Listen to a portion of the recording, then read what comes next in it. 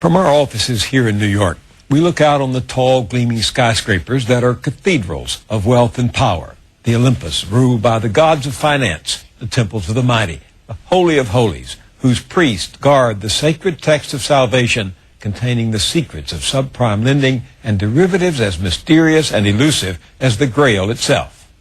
This last couple of weeks, ordinary mortals below could almost hear the ripcords of golden parachutes being pulled as the divinities on high prepared for soft, safe landings. All this while tossing their workers into the purgatory of unemployment like sacrificial lambs. Yes, the billionaires who fed during the fat years of speculation are long gone to their yachts and offshore islands. During the last 5 years of his tenure as CEO of Lehman Brothers, Richard Full's total take was $354 million. The current chairman of Merrill Lynch, who's been on the job just 9 months, pocketed a $15 million signing bonus. His predecessor, Stan O'Neill, retired with a package valued at $161 million after the company reported an $8 billion loss in a single quarter. And remember Bear Stearns chairman James Cain? After the company collapsed and was up for sale at bargain prices, he sold his stake for more than $60 million. And the former heads of Fannie Mae and Freddie Mac, the gods who failed, are fighting to keep severance packages of close to $24 million combined, on top of the millions in salary each earned last year while slaughtering the golden calf. As it is written in the Gospel according to me first, when the going gets tough, the tough get going. But let's change our metaphor for a moment. Let's go to our sports desk. Because if religion is no longer the soul of capitalism, we have to look somewhere else to understand this new gilded age. And there it is, just a few miles north of Wall Street, the house that Ruth built, Babe Ruth, the Sultan of Swat, who ruled Yankee Stadium and sired generations of princes after him, DiMaggio and Gehrig, Mantle, Maris, and Jackson. Yankee Stadium, as fabled a place to Americans as Ilium was to the Greeks. But believe it or not, this Sunday, weather permitting, the Yankees will play their last game here. The stadium's being demolished to be replaced next year with a brand new one. What a history to disappear down the memory hole. On opening day in 1923, New York Governor Al Smith threw out the first pitch, and John Philip Sousa led a big brass band playing his famous marches.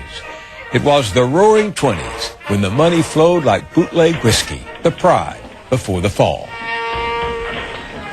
A year after the market crashed, as the Great Depression began, Babe Ruth was taking home $80,000 a year, more than the President of the United States, Herbert Hoover. Why not? Ruth asked. I had a better year than he did. Yankee star Alex Rodriguez had a better year than both of them. This season, A-Rod is making $28 million, just part of an annual Yankee payroll of $200 million plus, the richest in baseball. Their owner, George Steinbrenner, is one of the country's richest tycoons, among the Forbes 400. But when it came to paying for the new Pleasure Dome, costing $1.3 billion, the millionaires on the field and King Midas in the skybox came up with some razzle-dazzle plays to finance their wealth machine. Tax-free bonds requiring ordinary citizens to subsidize the construction, and hundreds of millions more for new parking garages, a train station, and parks. Those parks, by the way, will supposedly replace the ones seized by the city to make room for the new stadium. The Little League games that used to flourish on sandlots just outside the old ballpark have been moved miles away, sent down to the miners on a long road trip.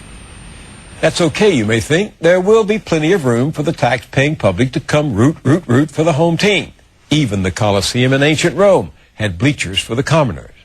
But in fact, there will be 5,000 fewer seats in the new stands. And while the Yankees reportedly have promised that half of what's left will cost $45 a piece or less, those seats that used to cost $250 right behind the dugout will cost you $850. And if you want to be near home plate, you'll have to cough up $2,500 per game. Meanwhile, there will be more luxury suites and party rooms where the fat cats gather, safely removed from the sweaty masses. Corporations and wealthy individuals will be able to rent the luxury suites for anywhere from $600,000 to $850,000 tax-deductible dollars a year, assuming they haven't filed for bankruptcy this week. We're all here today to celebrate the new Yankee Stadium. It's a pleasure to give it to you people. That's what we're doing. This is for you people. Why aren't the fans and taxpayers giving the Yankees a Bronx cheer? They are. The city officials rolled over them while making sure local politicians stay in the lineup. The Pauls are getting their own luxury suite at the new stadium for free. They're also getting first shot at buying the best available seats. And so, this Sunday evening, we will bid farewell to dear old Yankee Stadium and await the new Colossus to rise from its ruins. It will cast its majestic shadow across one of the country's poorest neighborhoods, whose residents will watch from the outside as suburban drivers avail themselves of 9,000 new or refurbished parking spaces.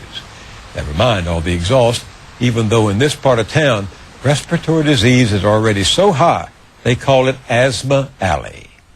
Not that the well-to-do in the infield seats will have to hear that wheezing. They'll have access to a private club, a private entrance, and a private elevator. Totems of this gilded age. Let the games begin.